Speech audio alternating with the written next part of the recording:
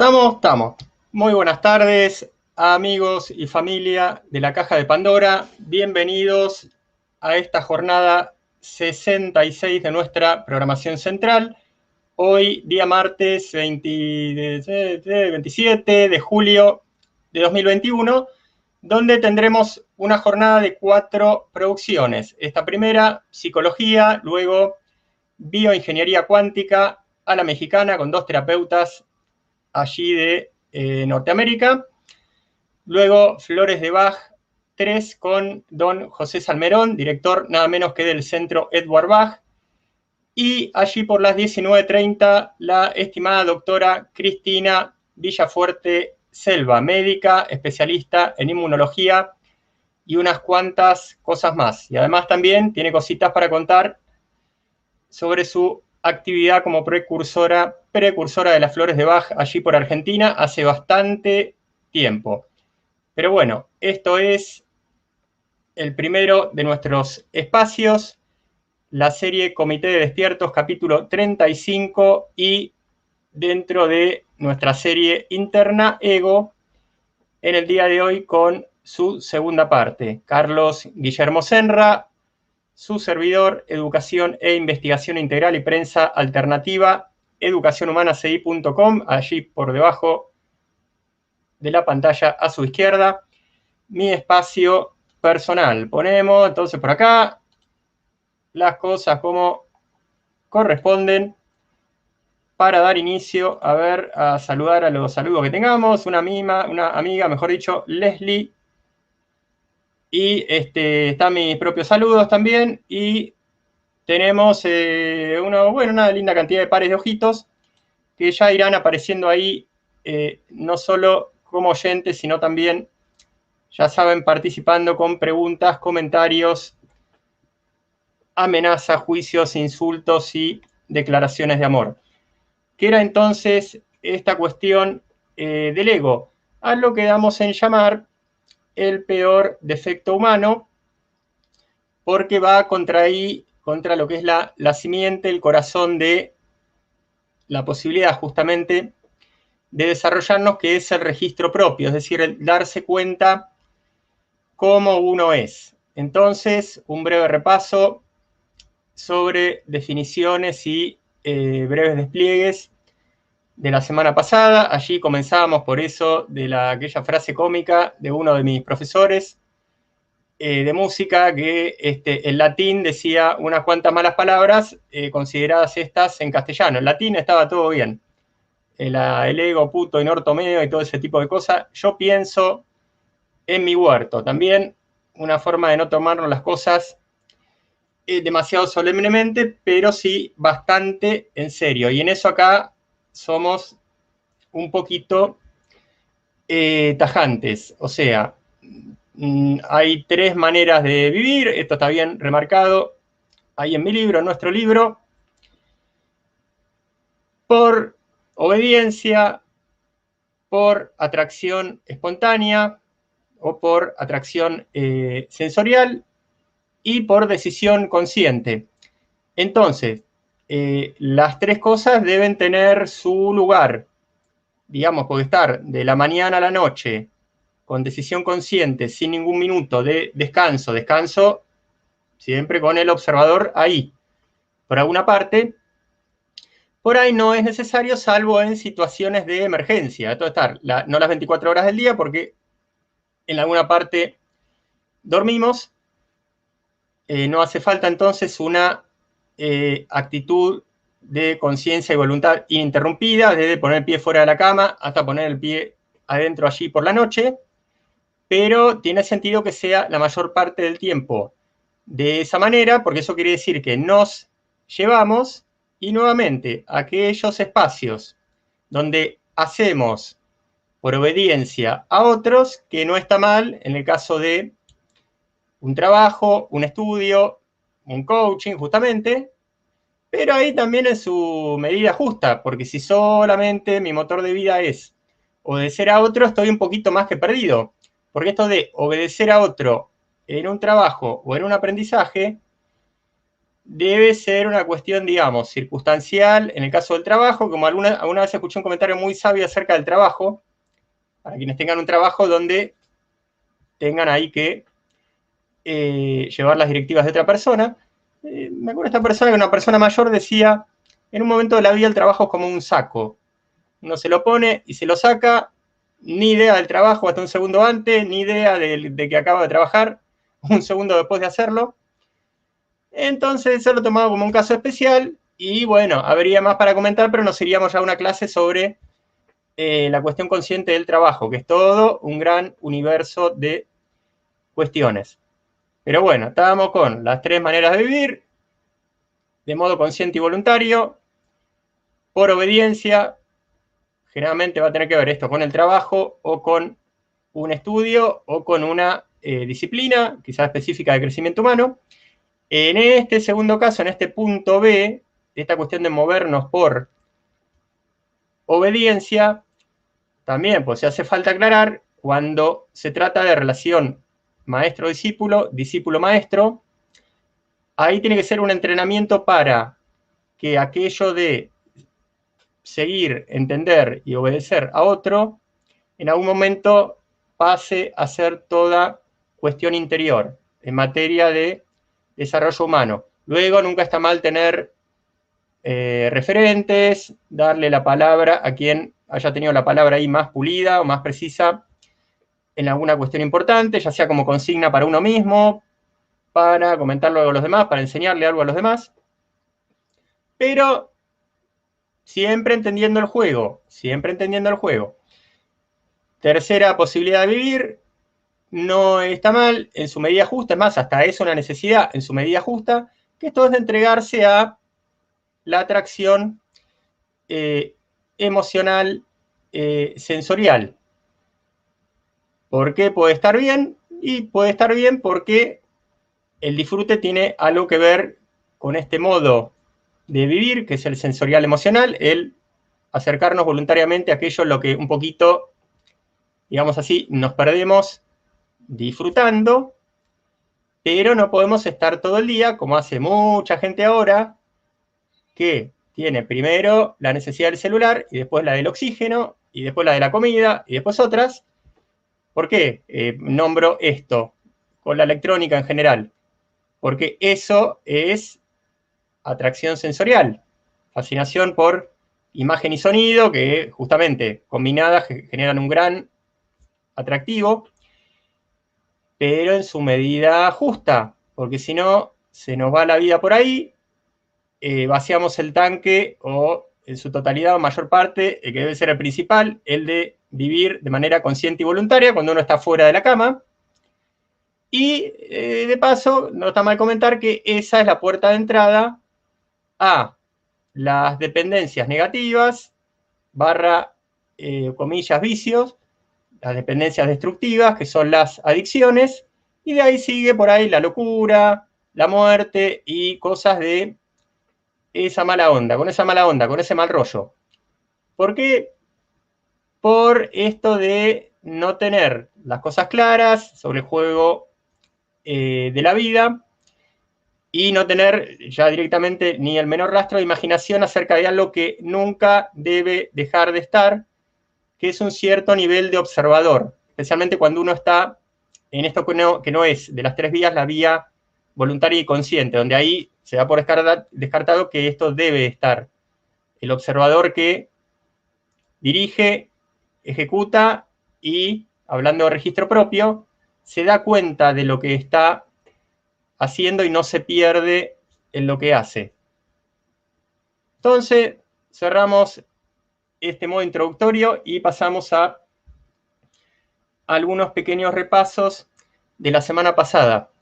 Nada menos que habíamos recomendado para esto de trabajar el registro propio, que es justamente la contraparte positiva de hablar sobre el ego. Bueno, habíamos comentado que, ya que la parte humana tenemos 4 niveles, y entrarle a las cosas a la casa si se quiere, por la puerta y por todas las ventanas posibles, de manera que nos hagamos dueños de este tema del registro propio. Entonces, parte humana, energía, cuerpo, emoción y pensamiento. A ver, la energía, como algo así tuve que haber dicho la otra vez, un poquito la descartemos porque es un plano bastante especial que no suele ser un plano causal salvo situaciones raras. Suele ser un indicador de que parte física, emocional y mental están haciendo algo de lo que les pasa a esas partes. Vendría a ser algo así, por darles una imagen, el aspecto energético, el etérico, el áurico, como si fuera la chimenea de los otros tres aspectos, que son todos un poquito más concretos, ni hablar de lo concreto que es el aspecto físico, que acá estamos viendo, escuchando y tocando desde ese lugar.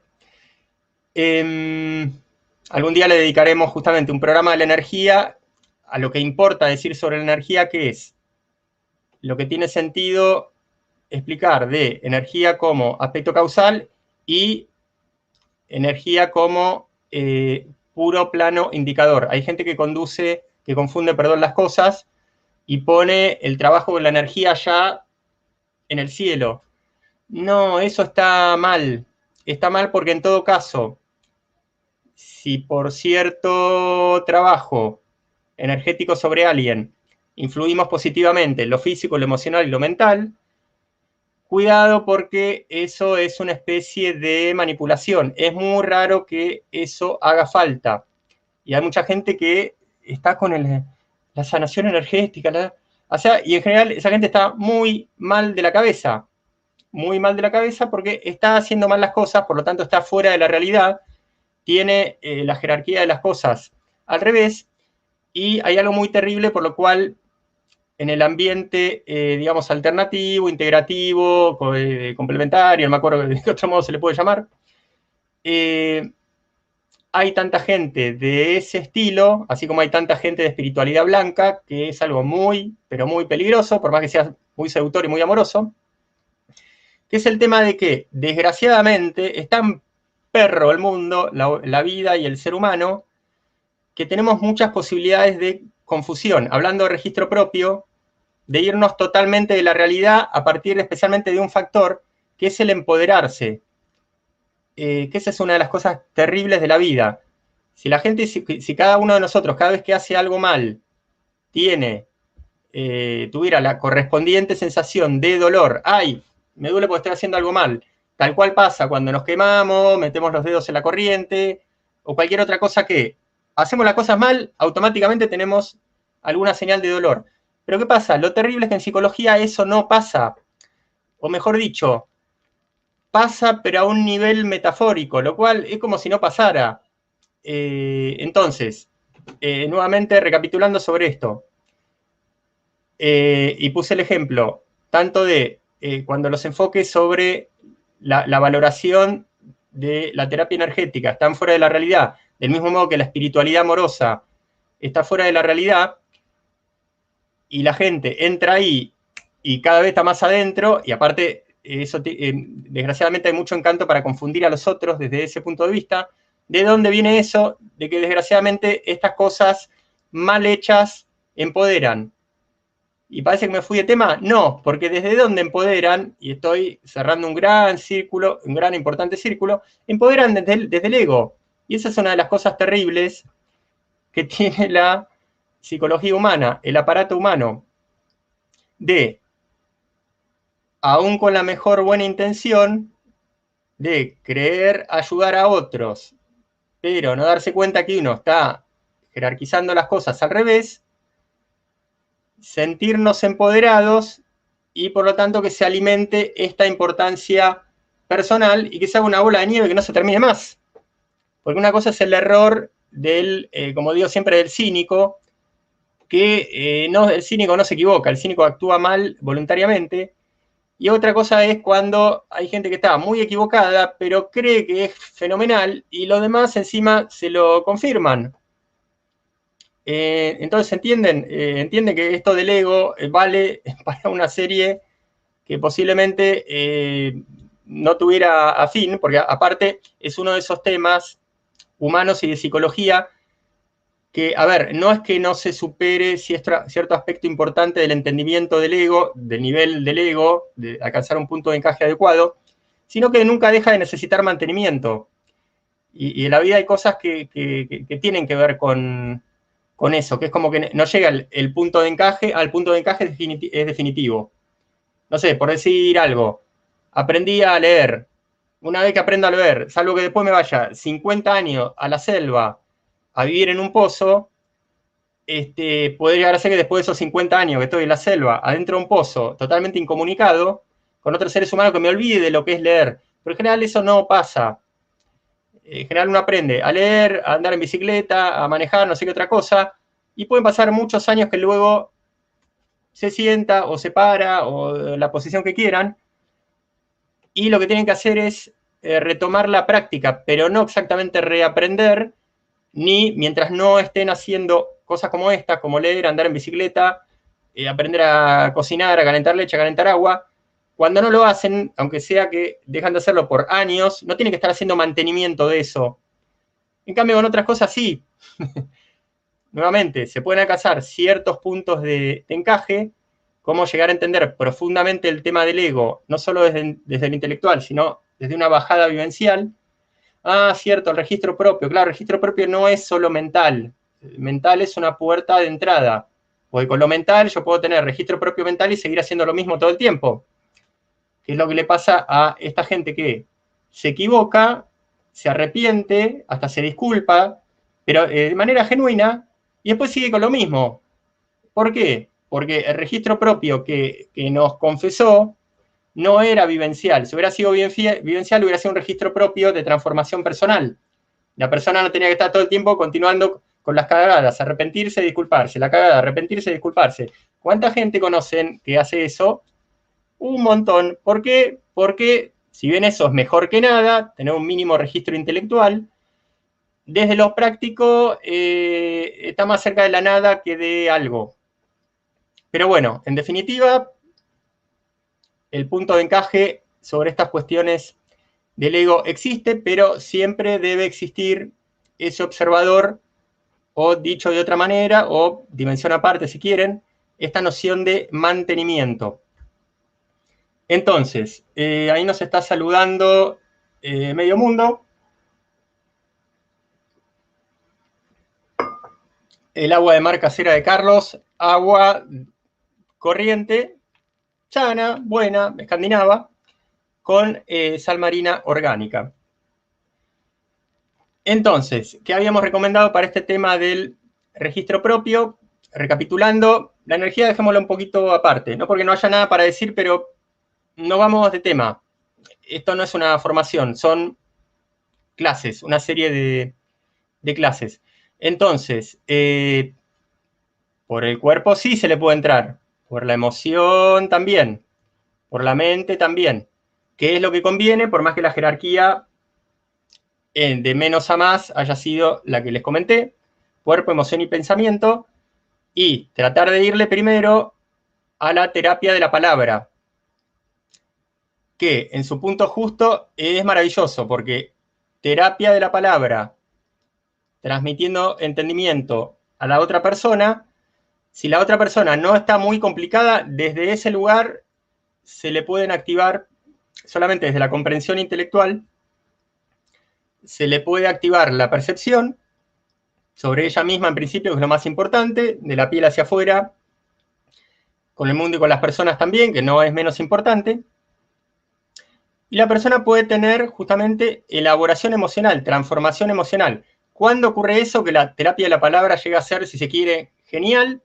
No depende tanto de cómo sea, o digamos que la terapia de la palabra sea genial para uno y no tanto para otro, porque en uno caso sea buena y sea mala, que sí puede serlo, pero yo estoy hablando de una misma línea de acción terapéutica discursiva, ¿por qué puede ser genial para uno y que para otro sea simplemente una puerta de entrada y que luego precise de trabajarse en otros niveles? Y eso va a depender del destinatario, del nivel de la persona, y como una de las imágenes que me gusta usar, creo que es positiva, esto de la huella. O sea, si con terapia de la palabra crezco emocionalmente, alimento o activo mi registro propio, es porque no tengo una huella muy profunda de defecto, de programa, de trauma y todas las cosas que hacen que uno no se comporte dentro de la realidad y la salud. Pero sí, con la palabra no alcanza, por más que al menos active la comprensión intelectual, ahí quiere decir que hay una huella profunda, y las huellas profundas, ahí con la palabra mucho no se van a borrar. ¿Cómo se pueden borrar? Desde la emoción y desde el cuerpo, que gracias a Dios son dos dimensiones bastante complicaditas, pero sobre las que actúa esto que algunos llaman correspondencia, y como digo siempre, a mí me gusta decir principio de reversibilidad. Sobre estos temas hablé en clases de otro tipo, como en aquellas de terapia psicofísica, en aquellos programas de terapias psicofísicas, que hay ahí como un punto, como una conexión cuerpo-mente, cuerpo-emoción, que por ejemplo es la respiración, la recuperación, el restablecimiento de la respiración diafragmática. Otro importante, donde hay cuerpo y mente se tocan, y donde tocar el cuerpo nos abre la percepción emocional y nos libera emocionalmente, nos desbloquea, nos genera un acting, un darnos cuenta, un pasar otra etapa, como dice Ken Wilber, un desatar un nudo. La postura, la actitud, digamos, corporal, o en realidad estoy queriendo decir otra cosa que también suelo repetir, reiterar. Esto de la presencia. O sea, ¿qué es la presencia? La respiración, fundamental. La postura, fundamental. Pero ¿qué es la presencia? Es la colocación adecuada, el habitarse uno mismo, nuevamente, desde esto, desde el punto de encaje, que es postura más otras cosas, postura más presencia de la voz, postura más presencia de la conexión con la mirada, postura, mirada, la voz, la actitud correcta de interactuar abierto al mundo en actitud de intercambio. Hay un punto ahí muy, muy interesante. ¿Vieron cuando se da un detalle al mínimo de cada aspecto de cómo uno debe comunicarse, relacionarse, tratarse? Que eso está muy bien, eso es propio de la combinación de espiritualidad y de psicología, donde además de detalles técnicos, se pone mucho esto de la actitud correcta del amor hacia el otro. Bueno, este es un enfoque distinto, pero vamos a tomar una cosita de este tipo de gente, espiritual y religiosa, un poquito por ahí del lado amoroso, que es un poquito peligroso, pero es esto de una especie de, hasta de, sí, ¿por qué no decirlo? Como de colocación religiosa, en cuanto a que en el intercambio, tanto mi presencia como el reconocimiento de la presencia del otro sean algo así, si se quiere, como sagrados, como muy importantes. Entonces, desde esa colocación, desde ese punto de vista, por ejemplo, algo que hace a que yo esté presente, atando cabos entre lo físico, lo emocional y lo que es la actitud, apoyada en lo físico y en conductas y en colocaciones emocionales. Desde ese lugar, así más ahí como profundo, como cuidado, por ejemplo, el estar haciendo un intercambio con otro y con la mente en otra cosa es algo que no va. Tenemos que vivirlo como un error y como algo más bien con culpa, desde que es una falta hacia la consideración del otro. ¿Y a dónde está esto que acabamos de marcar? Y está muy dentro del tema del ego, marcándolo ya como defecto desde otro punto de vista, que es el complementario a este mundo de la importancia personal y el hacia adentro, pero el ego negativo hacia afuera es no tener en cuenta al otro, y también no tener en cuenta al otro es un mundo de cosas que comprende estos pequeños detalles, pequeños grandes detalles de comunicación que les estoy marcando. Entonces, ahí para quien que cada tanto me hacen algún comentario como si esto fuera un kiosco. No, pero todavía no lo hicieron. Ya lo van a hacer, ya lo van a hacer, me voy a enojar. Muy bien, Sandy. Buenas tardes, how are you? Bien, how are you today, Renko?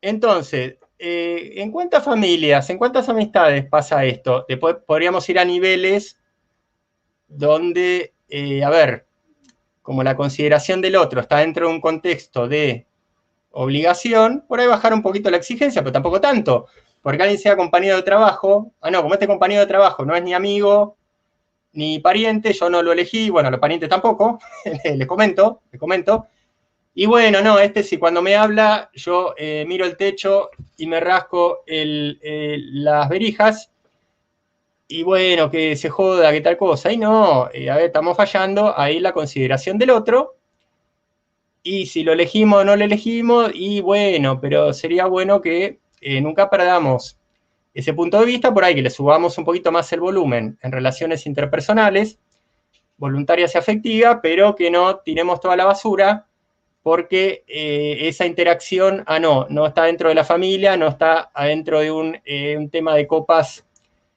con amigos. Entonces, a registro propio se le entra desde el cuerpo por estas variables, básicamente respiración, postura, el trabajo de la voz, para que le haga falta la cuestión de la conexión visual. ¿Y desde qué otra manera se le entra a la emoción desde el cuerpo? Y bueno, a eso le dediqué clases enteras, desde alguna buena terapia psicofísica, que nunca va a dejar de tener aspectos de lo anterior, respiración y postura mínimo, pero que en algunos casos, como en el de la vegetoterapia caráctero-analítica, que fue una terapia transformadora en mi vida, desde el cuerpo haciendo un trabajo ya muy fino, muy profundo y de cierta duración, se llega hasta recolocar el estado vital de la célula. ¿Por qué? Porque si estamos, como diría Jung, jodidos, porque tenemos huellas profundas de traumas, de programas y de otro tipo de cosas, ¿a dónde está la huella profunda? Uno dice, sí, así en el aire, y están en la mente, están en la emoción. Sí, sí, está muy lindo eso, pero nuevamente, cuerpo y mente tienen puntos de contacto bastante complicaditos, y lo que termina primando es la huella en el aspecto orgánico, nuevamente en aspecto orgánico, que son puntos de conexión cuerpo-emoción, de conexión cuerpo-mente, pero no deja de ser orgánico. Entonces, a veces, cierto tipo de terapias psicofísicas que trabajan, ya creo que nombré alguna otra relacionada con ejercicios de hiperventilación. No sé lo que le suene o lo que no suene, lo que no le suene, pero esto es así, desde lugares como esos, ejercicios profundos, intensos y sostenidos de respiración, al reajustarse la revitalización celular, se desprenden corazas de otro tipo, que tienen lugar ahí. Y más de una vez les comenté esto de la bioenergética, que es una terapia, a ver, que no es de primera mano, porque la bioenergética, como ya les comentara, que viene de este buen señor Alexander Lowen, es una readaptación simplificada de esto que sí es una mejor cosa y más completa, que es la vegetoterapia caráctero-analítica, terapia psicofísica creada por Wilhelm Reich. Pero ¿qué tiene de bueno esto de la bioenergética? Que tiene un modelo muy simple, muy a la norteamericana, donde le asigna a determinadas partes del cuerpo tal tipo de coraza emocional. El otro día también, no me acuerdo en relación a qué, eso ya era una clase en la que estaba Luis, creo que era una de mis clases donde estaba él y donde también tenemos intercambios.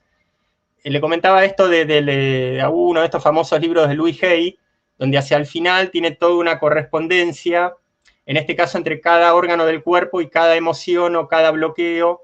Y bueno, puede ser en algunos casos. Por ahí se nos va un poquito la mano. Pero bueno, la intención es buena porque dentro de los casos especiales puede llegar a correspondernos una de estas cuestiones de tal bloqueo está en tal órgano, y bueno, tratar de entrarle justamente por lo orgánico. A lo emocional, ¿solamente se le entra desde lo físico, no se le entra desde lo emocional mismo? Sí, por supuesto que sí.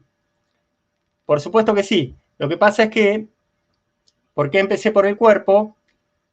Porque llega a desbloquear cuestiones profundas y a generar cambios de forma de ser positivos que uno hasta se llega a sorprender porque justamente no los trató desde la voluntad. Y cuando yo hice esto de la vegetoterapia carácter analítica, justamente por anticipado me fueron comentando cosas realmente muy sorprendentes, porque sí, en el momento que escuchaba eso, y luego porque fueron verdad, que tenían que ver con este otro tipo de enfoque, donde no es que no se usa la voluntad, pero la voluntad se aplica al cuerpo para que el cuerpo desbloquee lo emocional. Se entienden que es otra dirección, que es otro concepto. Y en un momento mi maestro Jorge en aquel momento me decía, en un momento te vas a encontrar haciendo cosas que te van a sorprender en cuanto a que, ¿cómo era exactamente la frase? Bueno, la idea creo que está más o menos clara. Te vas a encontrar haciendo cosas que no ibas a creer que ibas a poder hacer.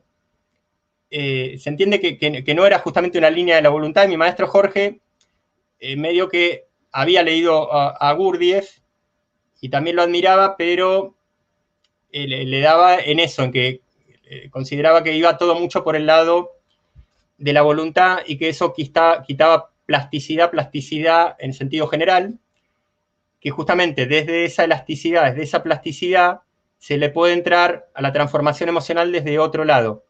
Pero bueno, a la emoción también se le puede entrar de la emoción misma, o dicho de otra manera, desde la conducta. ¿Cómo? Y bueno, con estas nociones de observador propio, de observador, de registro propio, piel hacia adentro, registro propio, piel hacia afuera, y especialmente con dos nociones básicas que son la de resistir y la de, podríamos decir, sostener. Voy a dar un concepto distinto que suelo usar a veces y por ahí es más claro como concepto introductorio. Si bien es medio como metafórico, medio como, como comparativo, que es esta imagen de los músculos psíquicos. Entonces, por ejemplo, hay una emoción que a mí me acciona desde una manera desproporcionada, gracias a que tengo algún nivel de registro propio activado por lo que fuere, por palabra terapéutica, o porque trabajé desde el cuerpo, trabajé de otra manera desde la conducta, voluntariamente. Entonces hay una emoción que en algún momento se enciende y se enciende a cierto nivel, donde ya se encienden también, se prenden las alarmas de peligro, porque estoy por hacer alguna cagada, digamos, y es como que me doy cuenta, pero en principio no lo puedo controlar. Y bueno, ahí va la noción de resistir. Y de eso también tenía contenido la Escuela del Cuarto Camino, que hablaba, como en algún momento también recordaba uno de mis maestros, Juan Pablo, esto de tener cuidado con ese vicio de no parar de expresar emociones negativas cuando uno se siente mal por una emoción negativa. En general es malo. ¿Por qué? Porque emoción tal más palabra, potenciación de la emoción. Si la emoción es placentera, digamos que no pasa demasiado, pero hay que tener cuidado también, porque hay ciertos niveles de euforia que pueden llegar también a sacarnos de la realidad y al desastre. Pero si la emoción es definidamente de sufrimiento, de displacer, como se dice, ni hablar de furia, y a eso le agrego palabra, que es muy raro que haga falta en una situación así, palabra más emoción es multiplicación de la emoción. Y puede llegar a ser al infinito. Porque palabra más emoción, aparte de multiplicar la intensidad de la emoción, complica cada vez más, comprometen cada vez más que desde la acción hagamos cosas llevadas justamente por una emoción que está fuera de la realidad. Entonces, ¿en qué conducta concreta podemos aplicar la resistencia fuera de lo que entendemos naturalmente por acción, que es hacer algo, por no hablar cuando estamos en un estado emocional desarmonioso. Y hay una imagen de la sabiduría popular, una frase bastante buena, que es no hablar en caliente. Entonces me estoy refiriendo un poco a eso, no del todo, porque eso está hablando en todo caso, por más que no sea una frase demasiado técnica, una recomendación para quedarse quietito, calladito y tranquilo cuando uno está enojado. Pero yo estoy transfiriendo esto de cuidado con hablar partiendo de una emoción negativa, porque la realimento y puedo hacer una bola de nieve que se lleve todo por delante, incluyendo a mí, a todo el juego de emociones negativas. Ahí me mandé un Espíritu Santo.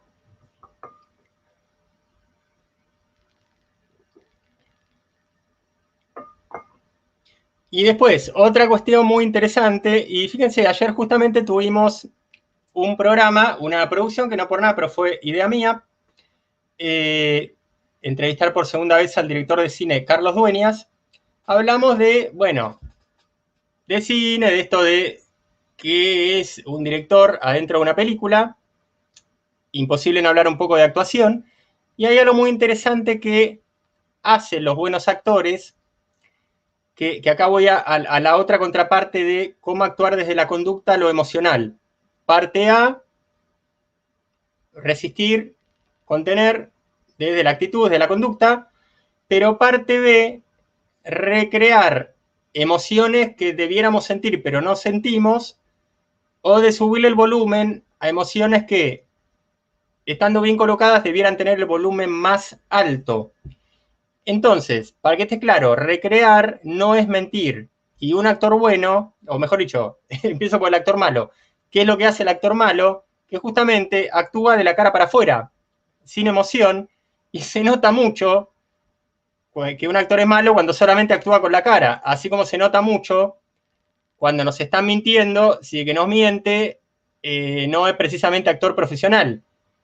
Se nota, chicos, se nota y no hay que ser genio, director de teatro, maestro espiritual ni nada. Pero bueno, ¿a dónde va el punto exacto? A eso que es la colocación del buen actor, que es que la cara transmita una colocación emocional, aunque la noción les pueda parecer rara porque les suene a mentir, pero le reitero, no estoy hablando de mentir, estoy hablando de recrear cuando no estamos sintiendo lo que tenemos que sentir. Entonces, y a que le resulte nuevo esto, hágase de la idea, porque esto es más que fundamental. Y es raro que alguien explique esto. No es por nada, pero es así. ¿Qué quieren que les diga? Más de 30 años que estoy en tema y sigo en estos temas y cada vez más. Entonces, ejemplo concreto de recrear la emoción o de recrear, subirle el volumen cuando esta no tiene el volumen adecuado, porque no estoy funcionando bien. Si no, no tendría que hablar de estas cosas. De que mi emoción esté mal colocada, esté fuera de la realidad, que no esté, y listo. Por ejemplo, con esto del agradecimiento. Y es muy interesante el tema del agradecimiento, porque por ahí alguno, o todos, o nadie, se puede imaginar que esté hablando de un agradecimiento puntual hacia alguien por algo. Sí, eso está muy bien, pero hay algo que por ahí es más profundo que eso no debe dejar de estar nunca, por supuesto, que es el agradecimiento. A ver, pues hace falta definiciones que en mi caso por aspecto filosófico también puedo hacerlas. Es un reconocimiento por algo que estemos recibiendo y un reconocimiento básicamente de postura emocional, que está bueno o puede ser importante en algunos casos que sea de palabra o de letra, pero básicamente el agradecimiento es un reconocimiento desde cierta colocación emocional que además es irradiadora, irradiante. Entonces, ¿qué es más importante que agradecer a alguien por algo puntual? Esto mismo, pero con la vida, pero con tener el ser, pero con tener lo que se esté teniendo al momento que la vida más o menos fluctúa, pero nadie no tiene nada, y el que no tiene nada se tiene al mismo, que ya es algo poquito bastante. ¿Y cuál es una de las maneras de justamente de transitar por la vida y de que en ningún momento uno esté así tambaleando, no tanto por ciclotimias emocionales, que también las hay, sino por ciclotimias existenciales, que no poca gente las tiene y no poca gente que está en esto de lo espiritual, en cualquiera de los lados del mostrador, a veces también la tiene. Es como que hay momentos que, a ver, que falta algo, hay como una insatisfacción existencial que justamente no se puede explicar desde algo concreto, por algo es insatisfacción o en algunos casos depresión existencial, que es otro capítulo. Bueno, ese puede ser un indicador del siguiente error básico, que es al que me estoy refiriendo en este último instante, de que tiene que haber una actitud permanente de recrear ciertas emociones y no esperar que todo venga dado. Y que en este caso, ¿qué sería lo que venga dado? Que yo siempre tenga que estar bien por lo que vaya pasando externamente, momento a momento, porque pasa algo bueno y lindo, o porque si pasa algo malo, bueno, yo lo manejo. Estoy hablando de algo que está más allá de eso, de algo que, hablando de colocaciones y observadores, es como un observador permanente sobre la conciencia de que uno todo el tiempo tiene el ser y que todo el tiempo está transitando una historia que es la vida. Entonces, espero que se entienda lo que estoy diciendo. Si no, miro un poco el chat y lo volvemos a...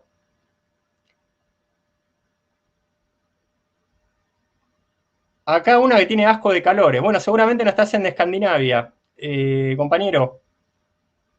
Acá asco de calores no hay. Es el mejor verano del mundo. No puede ser verano con nieve, no, verano con calorcito. Pero hay como tiene que ser un verano. Es la perra vida subir de los 30 grados. Por eso ya no es verano, es horno. Que le gusta el verano de España, de Argentina, de los trópicos, del Ecuador. Después le gusta el horno y por ahí no le funciona demasiado bien esto de la... Argentina decimos a veces la azotea, la terraza. ¿Quién está en pleno invierno acá? Ah, que alguien está en pleno invierno va a estar en hemisferio sur. Acá que están diciendo, me gustaría conocer Argentina aunque sea invierno. Muy buena idea, no vayas en verano porque, bueno, depende de dónde vayas. Pero si vas a Buenos Aires, salvo que te guste vivir adentro de un horno gigante, gigante tamaño ciudad, no vaya a Buenos Aires en verano.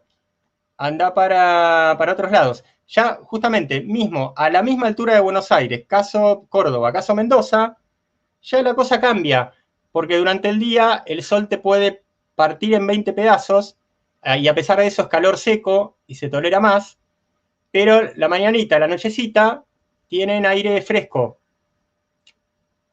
cosa que en Buenos Aires la podés pasar muy mal. En el centro sur de España también. Podés llegar a tener una nochecita de verano que no duermas.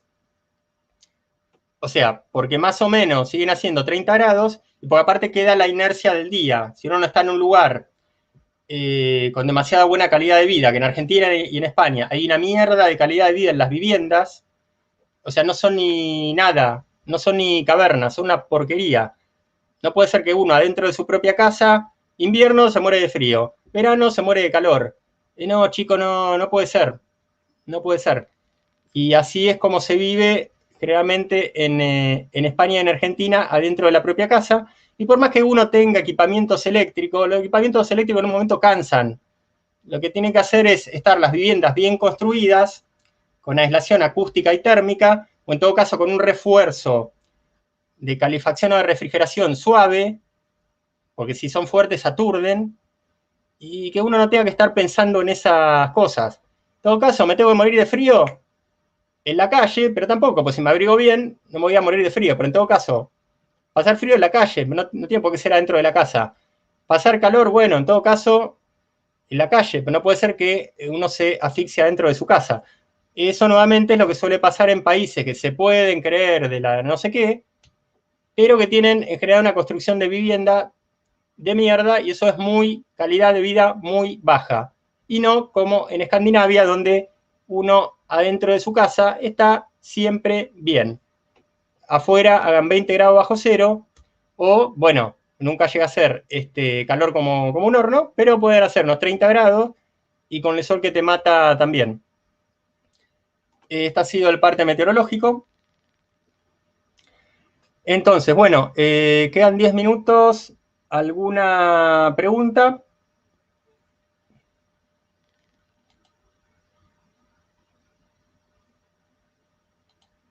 Seguimos con el tema meteorológico. Ah, ¿a dónde estás? No, Renko, ¿cómo ligar? Yo tengo grabado un seminario de pareja. Hice una propuesta también de taller intensivo de pareja. Cada uno sabe lo que tiene ganas de aprovechar o desaprovechar. Pero bueno, vamos a continuar, que 10 minutos no es poco, y 11 tampoco, es un minuto más. Entonces, bueno, la clase pasada tocábamos detalle de esto de la importancia personal, del trastorno infantil, que es raro que el que no sea egocéntrico no lo sea, porque quedó cristalizado en un modo de comportamiento infantil. Péndulo, compensación psíquica, desvalorización, superioridad. Bueno, esto me da la impresión que lo pasamos por arriba, que directamente ni lo llegamos a hablar. Este es un tema muy interesante porque sí, no deja de ser ego el caso de una persona que está en una fase de superioridad o de sobrevalorización, pero en realidad porque está compensando una base de inferioridad, de carencia de afecto, más concretamente de falta de nutrición materna y nutrición paterna, pero no deja de ser ego, porque bueno, está muy bien analizar las cosas para los demás y para uno, pero fulanito, por el motivo que fuere su comportamiento egoico, por más que sea que esté en una fase compensatoria, que su base no sea el ego, sino que su base sea el sentimiento de inferioridad, y bueno, ahí estamos. Entonces, esto justamente también es algo para entrarle desde los 3 niveles: terapia de la palabra, terapia psicofísica con énfasis en lo físico y terapia puramente conductual, pero siempre es muy importante entender el principio de cada cosa, porque entender ya puede desbloquear bastante, y si no llega a desbloquear bastante, como decíamos al principio, porque la huella es profunda, al menos desde el entendimiento intelectual y desde un mínimo desbloqueo, desde una mínima recolocación, que nunca deja de generar la comprensión intelectual de algo, de un defecto, del ego, como en este caso, ahí tenemos de dónde tirar de la cuerda, y el crecimiento va siendo más organizado, y no esperar que el crecimiento se produzca cuando llueve, cuando llueva, cosa que siempre dejo de recomendar, o recomiendo no tener esa actitud en la vida, que creo que ayer también la mencionaba también. No, pero esto del crecimiento no, pero yo voy creciendo con las situaciones de la vida. Pero ¿vos estás borracho? ¿Cómo se puede decir semejante tontería si justamente eso podría llegar a decirse, pero si el mundo fuera una maravilla de organización en función de que las personas crezcan? ¿Qué tendría que haber para eso? Tendríamos que tener especialistas en psicología en las casas, en la forma de padres, y que los que gobiernan a todo nivel, que no está mal que haya gobierno, yo no voy con esa tontería de la anarquía, de los ácratas, sátrapa y todo eso. ¿Por qué no? Porque así no hay dirección. O sea, un tipo puede ser anarquista él solo, pero el mundo no puede ser anarquista.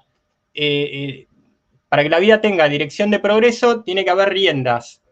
Las de uno, las de cada uno, y distintas riendas que estén arriba de uno, especialmente aquellas riendas que tengan que ver con el trabajo social a gran escala. Entonces, decir que, no, pero yo voy a crecer por las experiencias de vida, eso lo puedo decir si el mundo fuera normal.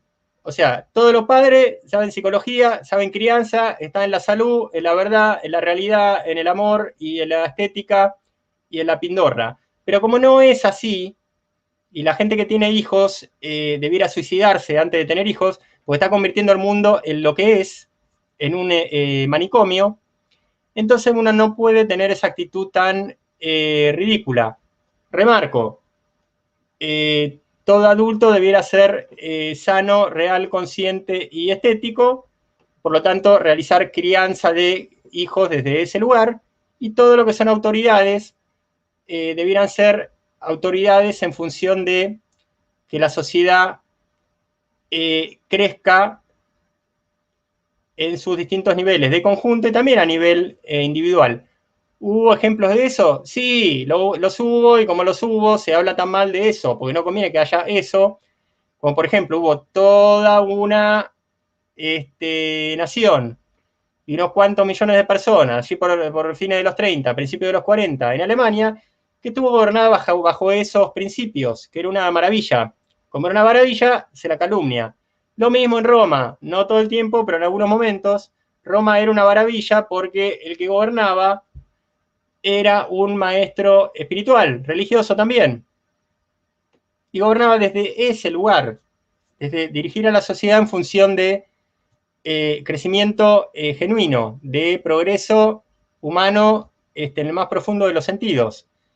Lo mismo en Egipto, en algún momento fue una porquería porque todo lo que se habla de Egipto, que está mal hablado y mal dicho, mal explicado, son egipcios modernos que se encontraron con un montón de cosas que estaban hechas por egipcios pre-Atlante, que eran otra cosa, eran otra vida.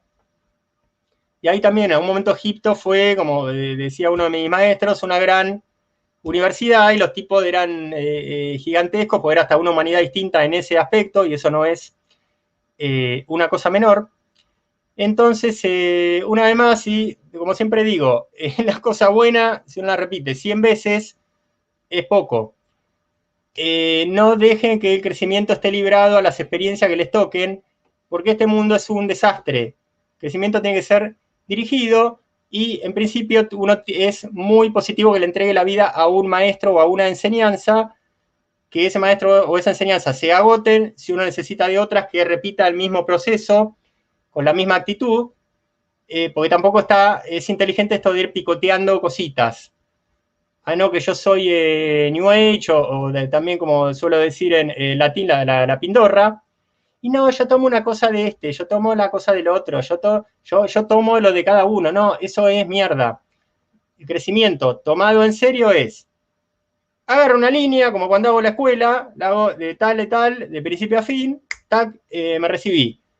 Así se crece, tomando líneas y maestros que yo vea que los necesito, que me pueden dar mucho. Si agota ese proceso, busco otro, si agota ese proceso, busco otro, y en un momento llega el punto que uno está más para enseñar que para continuar con procesos de ese tipo. Pero bueno, no confundamos los winners. Entonces, ahora sí, un último contenido breve, que es el tema psicópatas, que también fue tratado en otro tipo de serie de clases, y donde no deja de estar metido el tema del ego. Nuevamente, tipo de psicópata, uno, no, dos a falta de uno, desgraciadamente.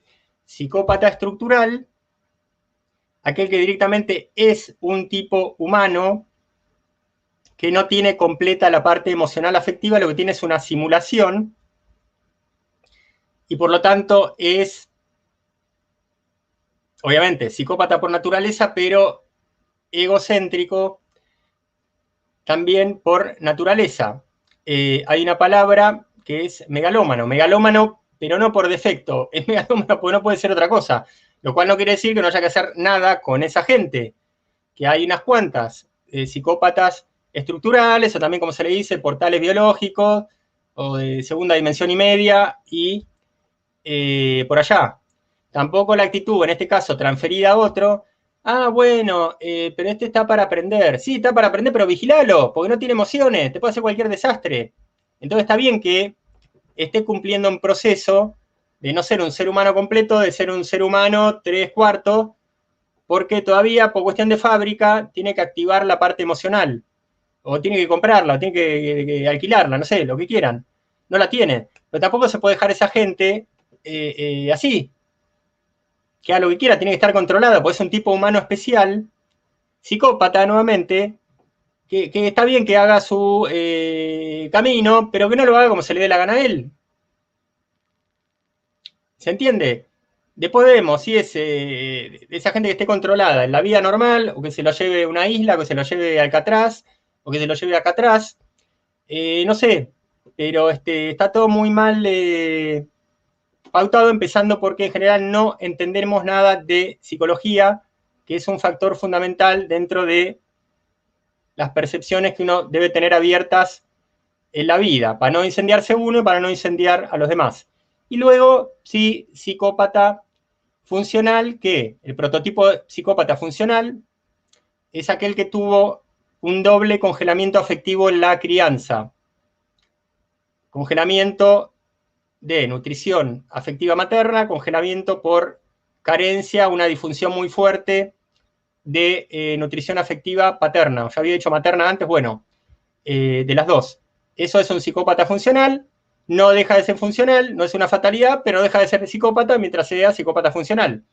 Entonces, empezaremos ese disparador la próxima clase de comité de despiertos y ahora anunciando la presencia, ya nomás en un minuto, de dos terapeutas mexicanas del IBC, Instituto de Bioingeniería Cuántica, que tendrán su programa justamente en instantes. Nada más, dado en llamar evolución exponencial ayudando a los demás, y estas jóvenes son respectivamente Sharon Reina y Magalí Herrera.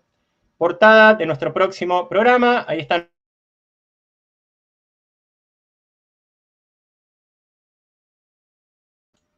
Perdón, si saco el micrófono no me van a escuchar. Eso puede pasar. Que a veces cuando no tiene que hacer ruido está bien, pero cuando tiene que hacer ruido está mal porque no lo escuchan. Entonces, por ahí me anticipé a salirme y empezar a hacer la fugaz difusión. En instantes nada más, dos terapeutas del equipo IBC con su clase respectiva, evolución exponencial ayudando a los demás, Sharon Reina y Magalí Herrera. Por mi parte, un minuto de difusión en redes sociales, la portada correspondiente de este programa y ya nos vemos.